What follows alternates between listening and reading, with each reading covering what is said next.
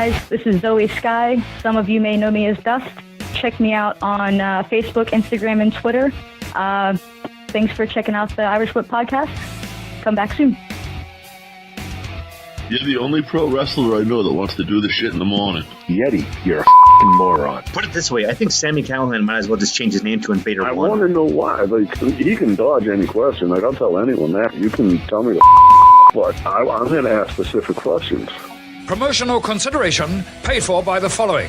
WrestlingNewsSource.com. For all the rest of you yahoos who are out there dilly-dillying you little wankers, we're actually receiving real wrestling news. This is Brett screwed Brett. Who are you to doubt El Dandy? Because this guy's a serious professional. Brett screwed Brett. Hold 2, arm bar. Hey, get a nice shot of the brand new Mr. and Mrs. Hunter Hearst Helmsley. I hate you. I hate you. I hate your hat. I hate your t-shirts. I hate your wristbands. I hate your shoes. I hate your music. I hate the C Nation. I hate everything that you stand for. Sodas rule. Yeah, they do. What's going on, everybody? JP here. I am here with Josh. I am here with the crappy microphone on my end. I am here with stuff to fidget in my hand, so if you hear it, that's me. And we are also here with formerly known as Angel Dust, but currently wrestling as Zoey Skye around the world. Zoey, how's it going tonight? It's going great. How are you guys? Ooh, awesome. I'm excited. Now, I'm excited. I'm excited to see what questions JP has prepared. That's how excited I am right now. I'm afraid. now, you know, the easy stuff is the stuff when you began. You trained under JT Lightning and Johnny Gargano, right? Yes. And that's, I mean, you're going back to, you started about 11, 12 years ago? It's 11, November will be 12 years since I started training. I started training in late November 2006 up in Cleveland, Ohio. Wow. Did you guys know back then? It's been a minute. Do you have any idea back then what Johnny Wrestling was going to turn into? You could tell he was going to be a star somewhere. You didn't know it was going to be everywhere. But you could tell he had literally the heart, the drive to be Johnny Wrestling. Like he had it in him from the moment I met him. So, I mean, I wouldn't say that I expected it, but I definitely could see him being where he is now back then. He probably just had one of the greatest feuds in wrestling, period. So now you've gone from that, like the wide-eyed student, to 11 years later. Like, you worked under a lot of vets. I know you worked with Mercedes Martinez, who's been in the game for a long time, Maria Kanellis, who's obviously been around for a while, and you were like that wide-eyed student for a long time. What's it like transforming into being the vet, the one that the girls coming in now are kind of looking up to? You've definitely done some research going back to Maria Kanellis, and I mean, it's been years since I've been on shows and stuff with her. But yeah, I mean, even back when I first started, I didn't realize how many girls even then were around and how much I'd have a chance to be under the learning tree of so many girls. Back within the first couple of years I was starting, I got a chance to have a match with girls like Sarah Del Rey, who's now down training in NXT, WWE developmental and stuff, and then Portia Perez before she put her boots up, and so many girls. Had I known that I'd have a chance to be in those girls' shoes now, I probably would have literally written down and just took so many notes of so many things that they told me so I couldn't forget them. I literally tell people all the time, I think I've been hit in the head so many times that I forget so much, but I wish that I had things written down to tell them, some of the younger girls and even the guys, like what's been passed around, passed up through me and so forth. And I mean, I take pride in when people come to me and turn to me for suggestions and so forth, but I also don't expect it. I do feel I still have, even with 10, 11, and 12 years going on in this business, I still have a lot to learn. And I have a lot to progress on. So, I still look up to some of those younger girls underneath me who get different experience levels and exposure to even give me some, some go-tos and some things to pass along as well. So it's really not just about me passing things along. It's about all of us helping each other. Now, in doing that, in your travels, you've been through a couple of the bigger companies. I know we talked before we went on the air about Pro Wrestling Syndicate, Shimmer now, and Rise now, which are two, like, top companies, really, in the country. Like, they're working with Impact. What's that like? It's definitely something I didn't foresee happening. The co-promotion, I guess, the little bit that there's been with Impact has mostly been with Rise, not necessarily Shimmer as much, but everybody sees Shimmer and Rise kind of as one because Rise is kind of like the sister promotion. They help bring some of these girls up into Shimmer. But Rise definitely runs more shows, throughout the year and move around while Shimmer does their main tapings and so forth.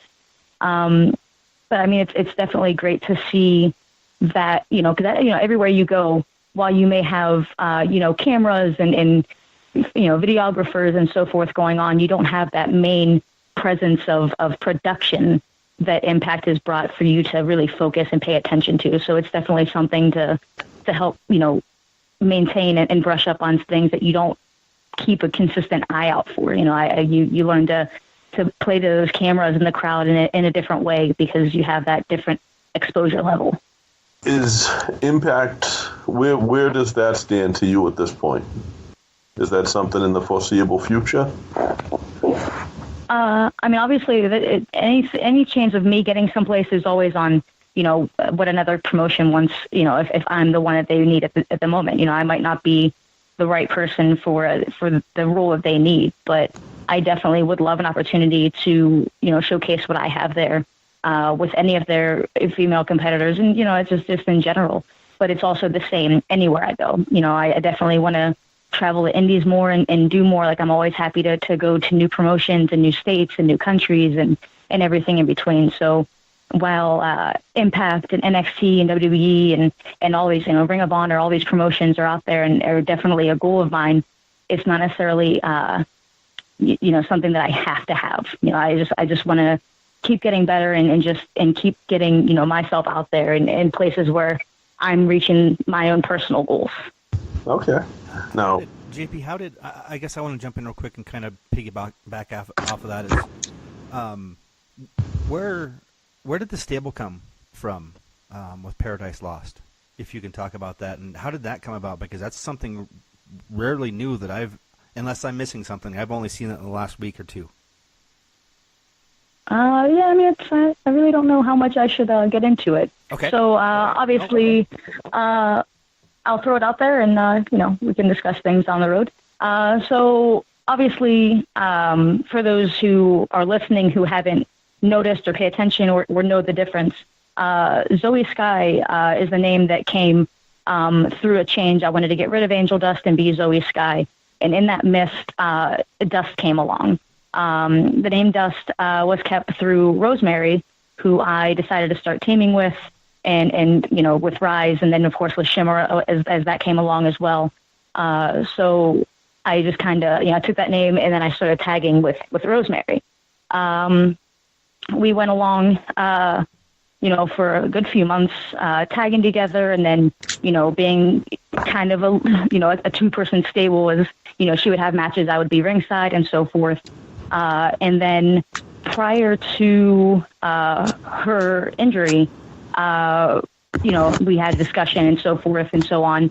And then with the injury, we decided that along the returning Melanie Cruz, who is now known as Raven's Ash through Rise and Shimmer, was just kind of like a perfect timing thing. We wanted somebody else in the stable. She happened to be coming back and was interested, so we just kind of went from there to see where it would go, and it's just been beneficial, I think, for all three of us. It's been a learning experience and just positivity all around, I think, if that makes any sense. It does, and here's the reason I bring it up is because it's so cool because there's mixtures in it, and it's just I'm a mark when it comes to all sorts of professional wrestling, and I love to experience it all from the bottom to the top. So when you talk about that and what Demon Bunny and Rosemary and everybody kind of has going on, it almost feels like the beginning of being the elite in the very beginning to me. That's what it reminds me of. I mean, I'll definitely take that, and I hope it becomes something bigger and better. Maybe not necessarily to that extent, but to get to that extent would be obviously ridiculous and exciting. But it's definitely like, you get a lot of female tag teams because there's starting to become a much bigger interest in women's wrestling. So tag teams and like little groups here and there, but nothing that's really been substantial and really like stood out. And I feel like we're starting to get there. We're letting our presence be felt and known, and kind of doing something different, a little edgy and a little, and just kind of catchy, to where people just want to see what's going on and want to see what's next. So, I mean, hopefully, like I said, it's one of those things that just kind of, maneuvers into, bigger audiences and more eyes on us. Now, you touched in there on the name change and Rosemary still calling you Dust. How did the fans take to that? Because a lot of people, when they leave and they come back with a new name, they might have there's a new look, or maybe a mask, or, something like that. And you just kind of came back and you were like, hey, I'm Zoey Skye now. How did the fans take to that? I mean, obviously the change from Angel Dust to Dust between Rise and then, of course, my kind of like foot into Shimmer is of course, that name change. Everything transitioned as I first initiated myself into Shimmer, so everything kind of worked out there. But I did a couple, I think maybe 2 shows with Rise, or 2 or 3 shows with Rise before changing the name. I don't feel like, I mean, I still have people that, even now know my name is Zoey Skye, but still just like, oh, we miss you, we miss your name, we remember you as Angel Dust, and so forth. And it's just, it was just a change that I needed. So I waited so long to make the change because I didn't know when the right moment was to do it, and I just did it.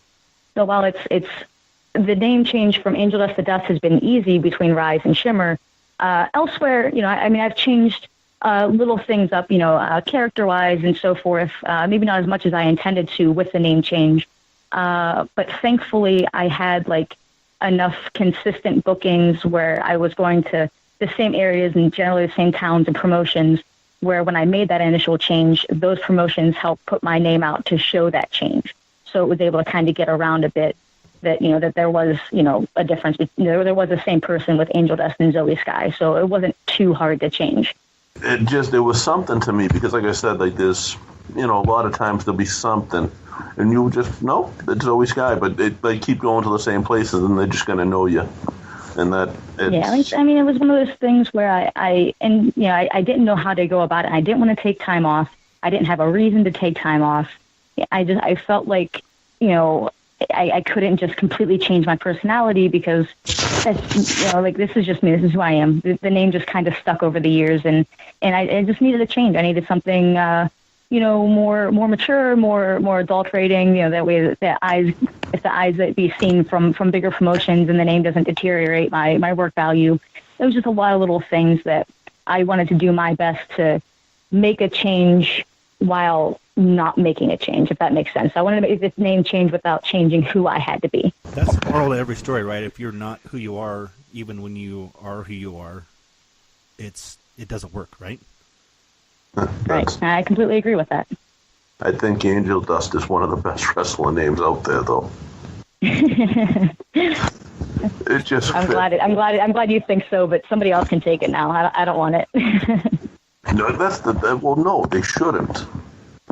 Not that like the name gets retired or anything, but not upset. But I would be thrown back if somebody took that right away without giving some time.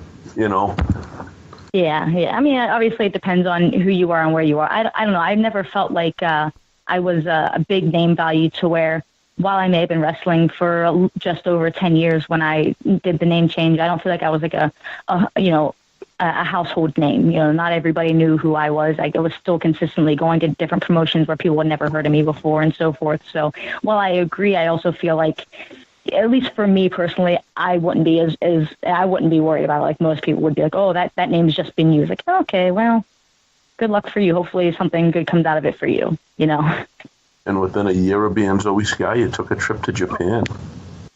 Mm-hmm. Yeah. It was definitely something great there. This is the. Are you going to ask the question, JP?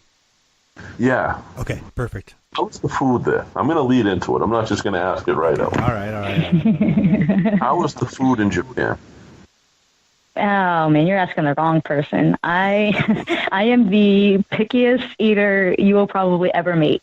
So for me, I had a very hard time eating out in Japan. Thankfully there was a little mini grocery store walking distance from the apartment that I was able to go and buy pasta and buy things so that I could cook for myself. I can't say that I definitely didn't try things. I tried a few things here and there. When I tried it, it just wasn't my cup of tea. I like rice, but I don't like sushi. I don't like fish. It's just, I can't say the food was terrible because I know plenty of people that were there with me who loved everything that they had. But for me, I definitely did not like the food. What about the chanko? I'm sorry, the what? The chanko. Did you stay in the dorms? Yeah. Were you in one of the dojos? Did they have chanko? No. Oh, so she was. You know what? She must be in the upper echelon of that because chanko is something that isn't it? It's there. It's regularly available. You can go in there and eat it whenever you want. It's cabbage soup with something else in it. I don't remember exactly. Do you, JP? No, and Rex Andrews. Rex is one of Booker T's kids. He had gone over there right before he came on, and he couldn't even describe it. He didn't know what it was. He just knew it was food that was always there. See, that's the difference. I stayed with the Stardom, so it was literally just our apartment that I bought my own, we bought groceries for it was whatever we put in ourselves. Yeah. So there's that. We weren't required to have anything there. So is this, and if you can't go too far into this, 100% understand, but as far as trading back and forth between Stardom and Rise, Shimmer, whatever promotion that is this something that they're doing on a regular basis, or how did the Stardom thing happen for you? So there was, with Kevin Harvey running Rise, he really wanted to push the envelope for women's wrestling and showcase women's wrestling as a whole, as you know. And with that, he wanted this promotion in a way to be nationwide. Girls wanted to come. Obviously, Shimmer brings in talent from all over the world, and with Rise kind of being the baby sister promotion to help bring girls through them into Rise, as so many girls are going out into bigger other things. He wanted to have the opportunity to showcase bringing in talent as well as sending his talent out elsewhere. So just like late last year, I think it was September, he managed to work things out with Soraya Knight and the WAW promotion in England, and was able to run a seminar out there and then bring some of our girls out there to wrestle for, Bellatrix and WAW. Well, and on that same lines, he was able to bring over a couple of the Japanese women, and then on top of it, bring over the owner of Stardom, Rasi Agawa. And with that, was able to strike up a little business, whatever he did, business proposal or so forth, that he managed to get him to bring some of the Rise girls over to Stardom for a little mini tour. So it was brought to me as being one of the original Rise girls. He wanted to help, sending girls over there. I was along that group of girls to go. So basically, he saw something in me. That's why I've been part of this promotion since day one. And he wanted, a chance to send me over there as well. So I got to go over as part of Team Rise, if you could say that, over to work with Stardom. We could go on for another podcast about that whole adventure, but absolutely. If you could just summarize what you took away from the time that you were there, what are the most important things in the short time that you were there that you were able to take away in this opportunity? You're right. There is just so much. First of all, I didn't realize how much I would enjoy being over there. I've always kind of had a bit of a hard time being away from home for long periods of time, but as I've gotten older, I've realized that I enjoy traveling. Being over there, I was able to train and train with a lot of the girls over there that are doing the Stardom tours regularly. just to the culture and the wrestling experience, just everything as a whole was fantastic. The shows that they put on in general, the fans really love professional wrestling over there. They love what they do. It literally turned my head to a different focus point when I came home. It made me realize how much I really wanted to do something in this business, and I really just enjoy traveling and getting to meet new people and see new things.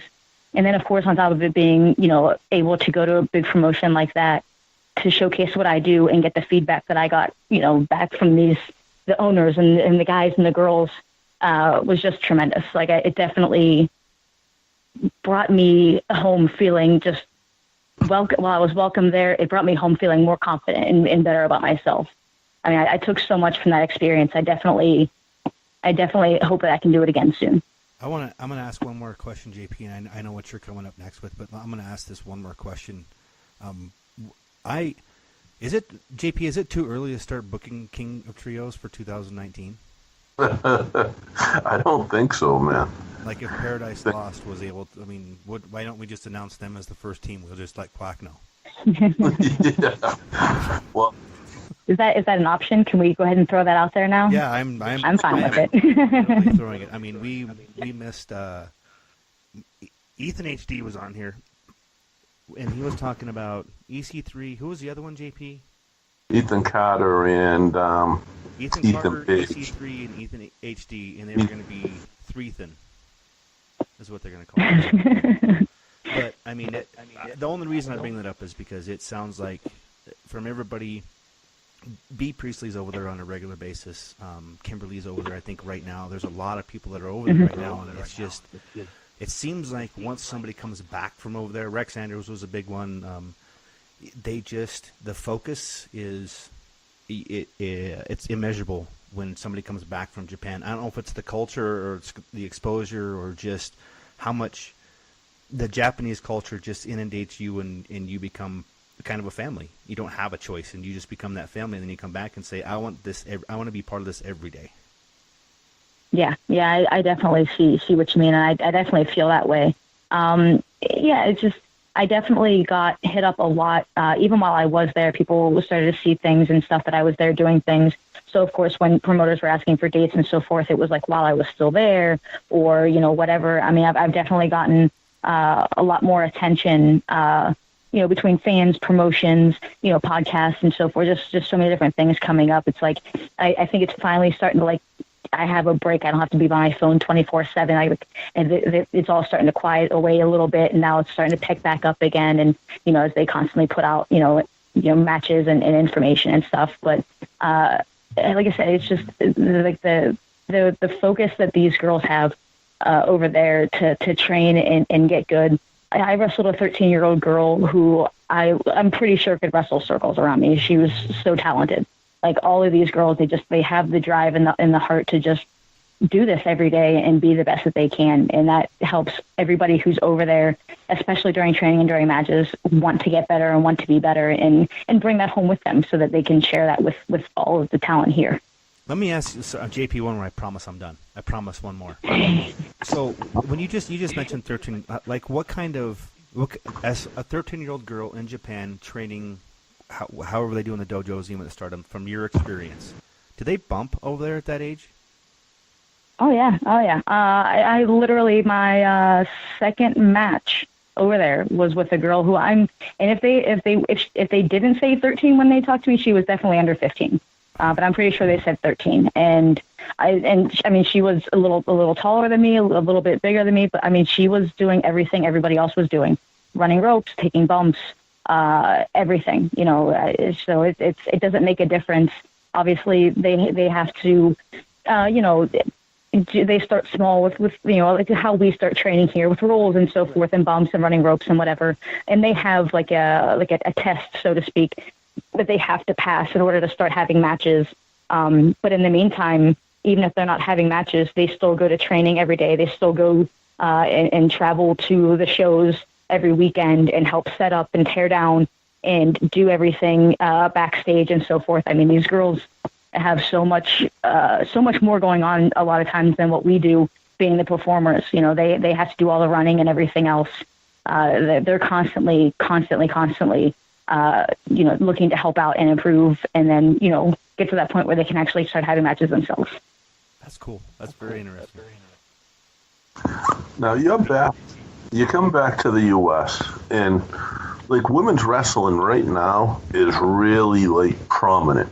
It's not the divas that it was 10 years ago. It's women wrestlers or sports entertainers or whatever you want to call them. But they're less models and more athletes. Do you think that that's actually helped the sport as far as like the body shaming and stuff and girls thinking they have to be a size 0? I mean, absolutely. It's just the way our culture is, and it's terrible to think that. For me, I don't care what somebody looks like as long as they can get in the ring and perform. You know what I mean? Obviously to be athletic and in decent figure shape and so forth is one thing. You don't have to be a supermodel. You don't have to, obviously you can't, just be, completely misproportioned and get in a ring and not be, safe and athletic in any way. You have to have something to back yourself in a ring. But I mean, if you have that supermodel look and you're athletic and you can get, then absolutely go for it. Use that to your advantage. But there, like you said, even 10, 15, 20 years ago, the difference completely, there's a complete difference in the way the girls, I think, see themselves. We want to be looked at as performers equal to, if not better than, a lot of the guys, past and present. We want people to see us as being, we don't want to just be eye candy. We want to be, we want to be the guy. We want to be the girl who makes a difference in a promotion, in a match, in any situation. And I definitely feel like, because we start to see that that's like the thing that's working, everybody's thriving to be that. We're all looking to be, in shape and ready to show that we can all, perform.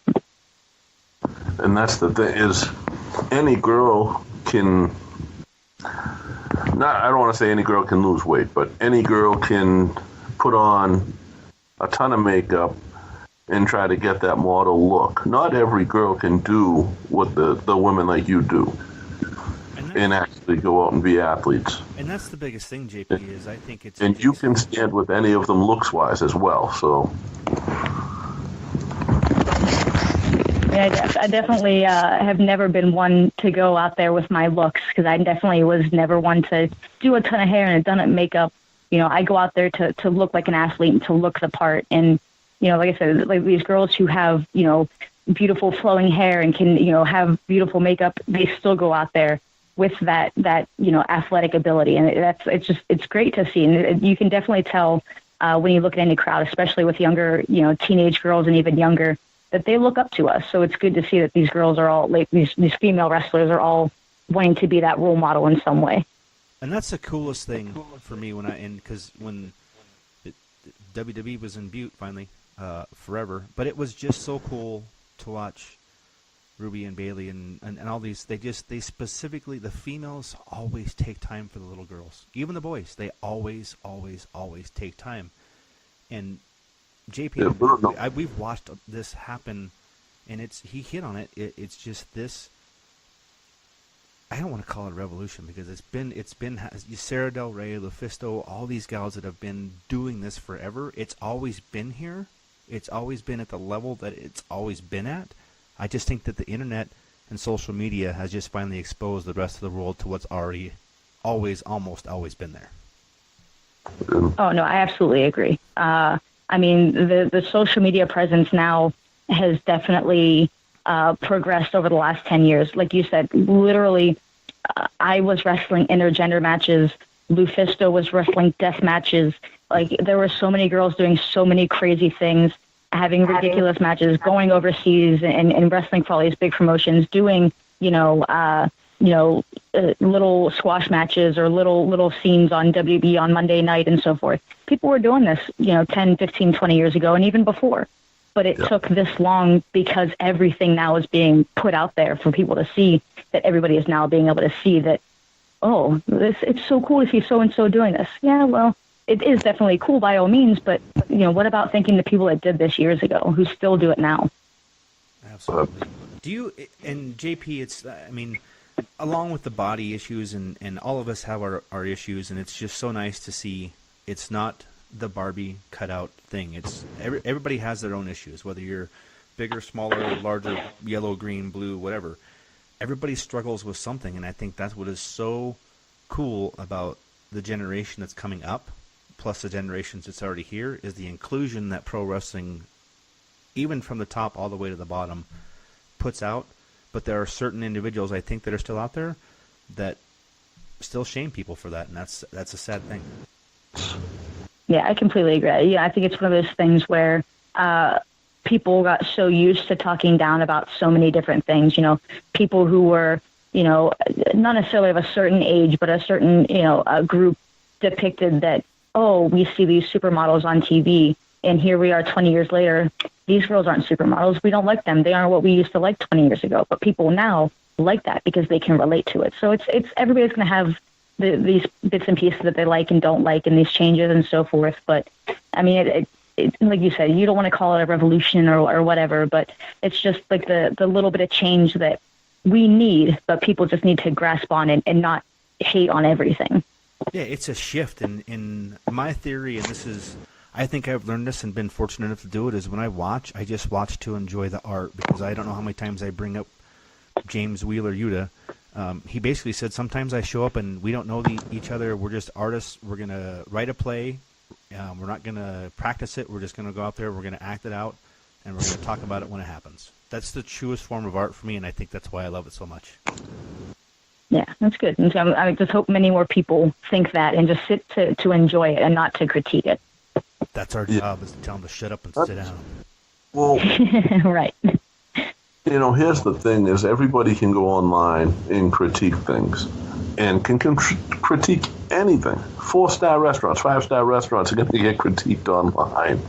Keyboard warriors.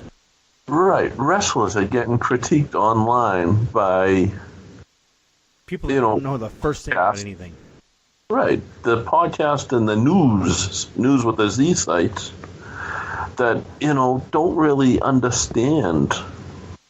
They haven't gone to any wrestling training or anything like that, and they don't know. Like, I'm watching the stuff this past week with Brie Bella and Liv, and everybody's blaming Brie. I think it's kind of almost like a 50-50 fault there, and it sucks that it happened. Like, let's just focus on that. Yeah. An accident happened Absolutely. in the ring, somebody got injured, it's horrible. Let's just leave it at that rather than say it's all her fault. It's nobody's fault. It was a matter of timing, and it was a matter of people blowing things out of proportion. I mean, I can't even imagine how many matches that you've had, Zoe, that's just, things go wrong sometimes and you try to recover, but every once in a while, people are out of position, things happen, somebody's not there to catch you. I'm sure things go wrong. I just don't think and you hit on it, it's these individuals that think they can critique. I couldn't imagine, JP and I were talking way before this, I couldn't even imagine trying to balance somebody. What's that move called again, JP? I can't remember. What is it? It's just... Oh, just like an insecurity when you got somebody posting on your leg or whatever, anything like that, and having the steadiness to allow them to balance. And I'm flexible, I'm strong, but I know that it would take me an awful long time to learn how to do that, and I am definitely never going to critique somebody unless I have done it myself. Yeah, right. That's the thing. There's a reason we go to training, and people train for years on end, and even after they have matches, they still continue to train and so forth. Like, nothing we do is always going to go right. My fiance just a couple weeks ago was wrestling somebody he's wrestled 1,000 times, and went for a hurricane run off the top rope and ended up on the top of his neck. I had to go to the hospital and had all kinds of issues, had a concussion. Thankfully, no major neck injuries. Some issues that may have been kind of pre-occurring that was kind of like really sparked up with this, and so forth. But, and he didn't, get angry at the guy, didn't, lash out. Obviously I wasn't even at the event, but I saw plenty of pictures and he called me right away and so forth. These things happen. And, while fans want to sit there and blame people and so forth, they're the ones on that side of the crowd. And for the wrestlers who do train and do know, I'm not going to, like, I saw pictures and I could tell what potentially may have happened and went wrong, but I'm not going to get mad at my fiance or the guy he wrestled. I'm glad he's okay. If he's not upset about something, then why should I be? Right. And it's the same thing. If Liv wanted to blow up about it, then let her. It was those two in the match. Nobody else needs to have anything, it's one thing to have your opinion, but you don't have to lash out like these girls did something wrong. They can handle their business privately. And on top of it, they're in a company that can handle the business for them. They can go to somebody and have the discussion and figure out what went wrong and so forth and get things taken care of. They don't need everybody else handling it for them. Right. I'm pretty sure the people that have been commented online don't know any more than any of the agents. You just did on that perfect. Right. Let's just let Birdie handle it, okay, from now on. Let Birdie handle it. Now, you touched on intergender matches, too. How do you feel on that? Like wrestling men, do you have a preference? No. Starting out, when I started training, there was only one female who was kind of in and out of training, never really finished training. So I pretty much just trained with guys all the time anyway. My first few matches outside of my home promotion were against guys. I actually didn't. I don't think I wrestled my first female versus female match until probably even a month or two in, when I was wrestling maybe 2 or 3 times a month before I finally wrestled a girl. And of course that was Jessica Havoc, so I was scared to death anyway. But I mean, it's just I don't care. I enjoy wrestling. As long as it's somebody who I know has been trained and knows what they're doing and isn't out there to, hurt me in some way. It's always fun to kind of find a way to tell that story and to give people something to want to see, whether it be, a guy my size or a female, Jessica Havoc or, a guy that's 6'5". It's just fun to be able to find a way to tell a story that people can be involved in, and it doesn't matter who it's with. I think that's kind of, just for me, JP, as I watch as much as I do, the independent wrestling, especially on the women's side, are able to pull off a little bit more psychology than the men do. And I don't know if it's just because of the whole, it's a female thing, but I don't know. But it just seems like they're able to pull stuff off that guys can't when it comes to the psychology in matches, in most of the ones that I've seen lately. That's probably true. And lately, too, you hit the nail on the head because there's so many girls out there doing it. But now, see, I have the intergender matches. I don't know. Like, I have my failings and my reasons for like, I'm not going to turn around during an intergender match. It's probably going to be the best match of the night. And eventually, I think it's kind of what the female has to do in that is make the crowd see it as like not a male versus a female, but an actual just a match. So you're not watching a male versus a female, you're just watching a wrestling match. Absolutely. Yep. Do you find that hard to do, or do you think that because you trained with the guys and you've kind of been through it like that, do you think you have an advantage? Definitely no advantage. I mean, everybody obviously is trained different and so forth. There's always differences in the way that you're brought up and the people you're around and so forth. I mean, I definitely feel like, especially with having opportunities to wrestle so many different men coming up in the first few years, that I can tell those stories and I can put on good matches because I've been in the situation. But I mean, like I said, it's one of those things where, for me, I couldn't tell you how many times coming in, wrestling a guy, they were super worried about wrestling because they didn't know what to do. They didn't know, they didn't think twice about, well, we're just going to have a wrestling match. They stopped and went, oh, I'm wrestling a girl. So now that it's become more common and so forth, it's like you said, it's many of the girls want to showcase that it is a wrestler versus a wrestler match. I don't know necessarily that we, play psychology and so forth into it more in our matches or whatever, but we know we want it to be a wrestling match, not this is a guy wrestling a girl. Oh, let's show why the girl should be in the kitchen or why she should be wrestling other girls or this or that. Like, the times for all of that have started to change, and not everybody enjoys intergender wrestling, and nobody's going to shame them for that. At least they shouldn't.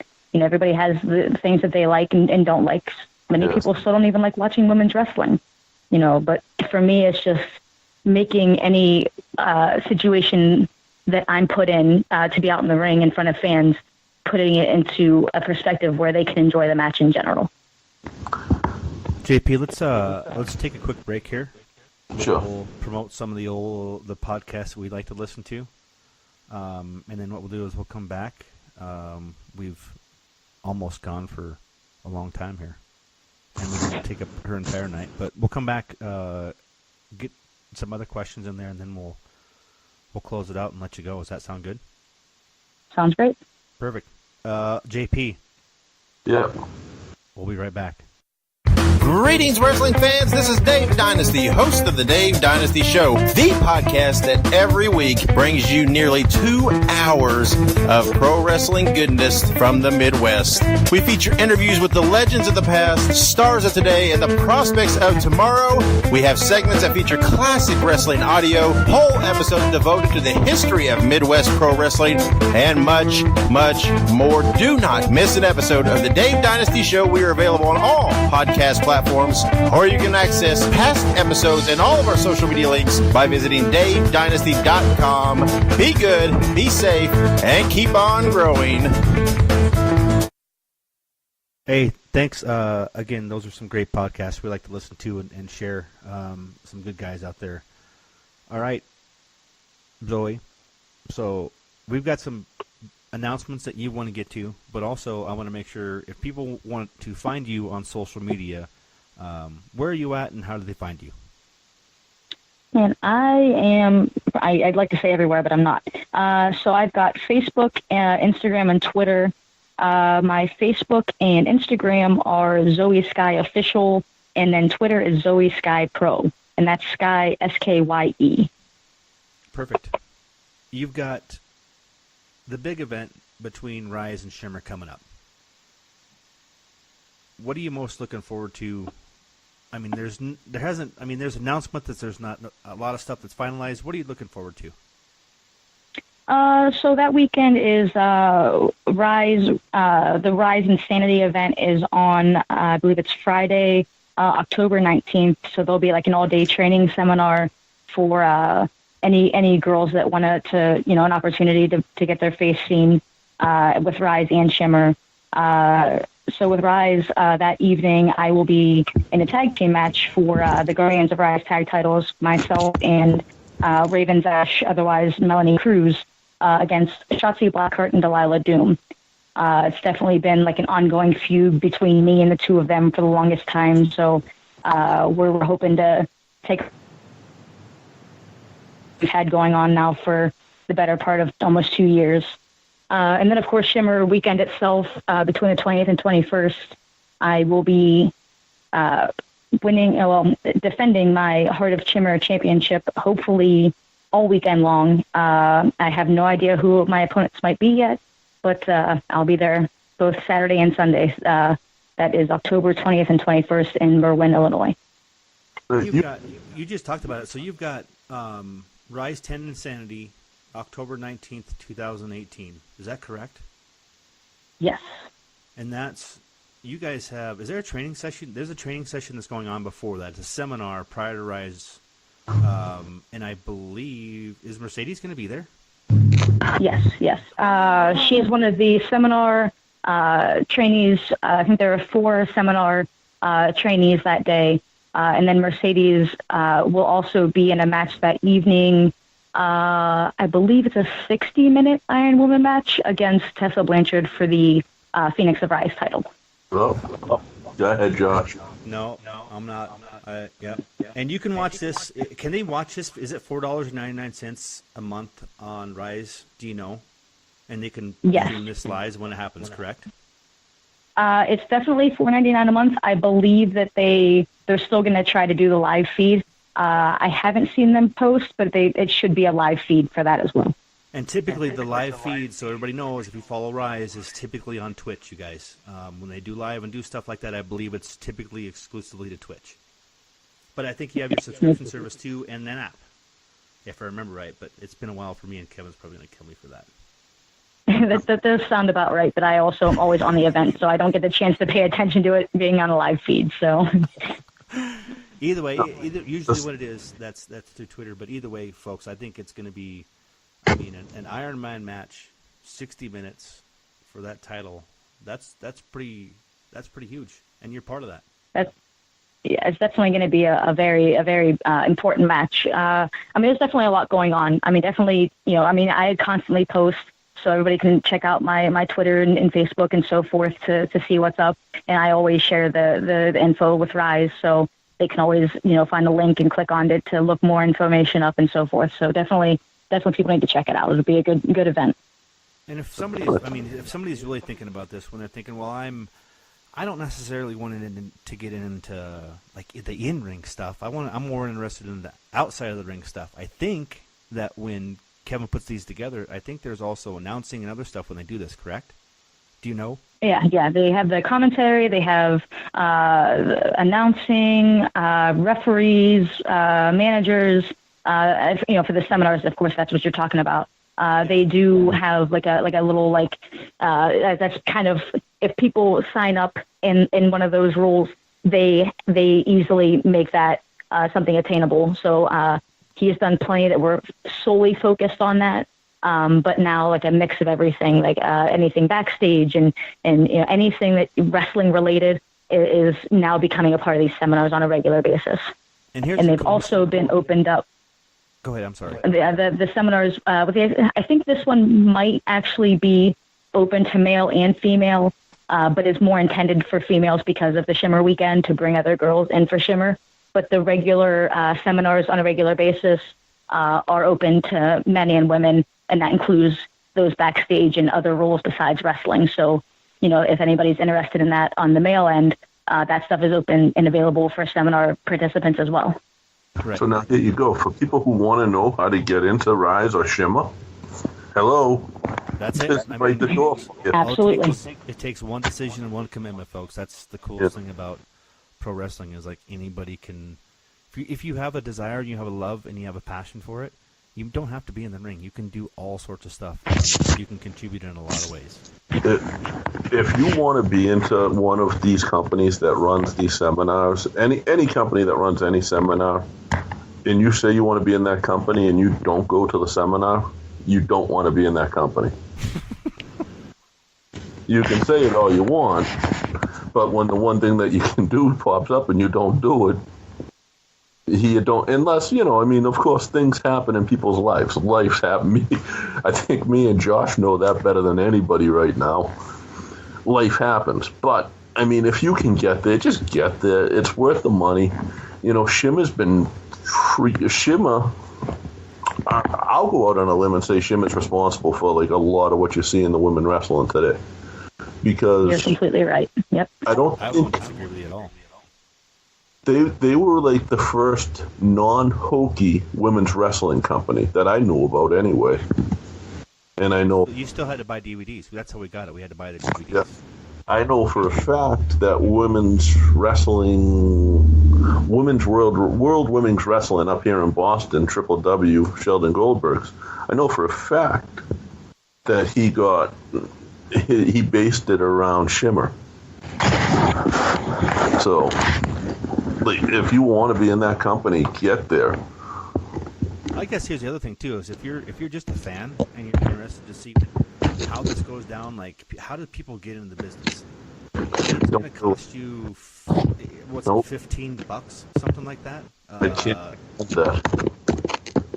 I just can't. It will ruin wrestling. The match has to be there. What are you doing? You're just touching yourself all over the place. I was fidgeting with the cord to my laptop. But like, it's a good thing we can edit this stuff out, though. It's a good thing. Yeah. Good thing.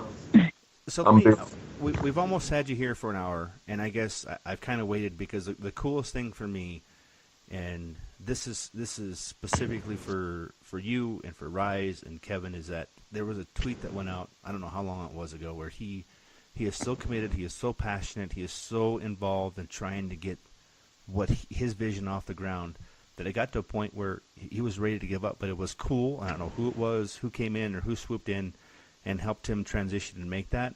And 6 months later, I mean, it's one of the most talked about, I think, promotions for me when it comes to women on the internet, besides probably WWR up there where JP's at. Yeah, I mean, I think he's just, people saw that he had, the drive to help make something more of women's wrestling. And, while not everybody, while I'm not saying that not anybody else feels that way or wants to pertain to it, but he's always been around Shimmer. He's always been, around the women's wrestling aspect. And he knows that there are plenty of girls who want an opportunity and, who want to get better, for the longest time.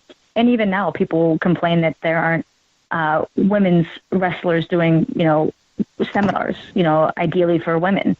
And now that's a pretty consistent thing. And it's even happening more and more outside of Rise because people saw that it was really picking up, and it's just, it's one of those things where it did get, I don't know all the details and I don't want to get, too personal with his own business and so forth. But while things were getting a little rocky for a minute because there's a lot of money to be put. If people don't know any better, you don't really see what's being put into these shows, but the amount of money for the talent and then the backstage and all these little things here and there in the building and so forth, the travel, he's not just doing this and near where he lives in Chicago. He's taking this across, the country and overseas. Like I said, we've been doing this now for almost 3 years with California, Florida, Pittsburgh, England, a little jumping hand in Japan.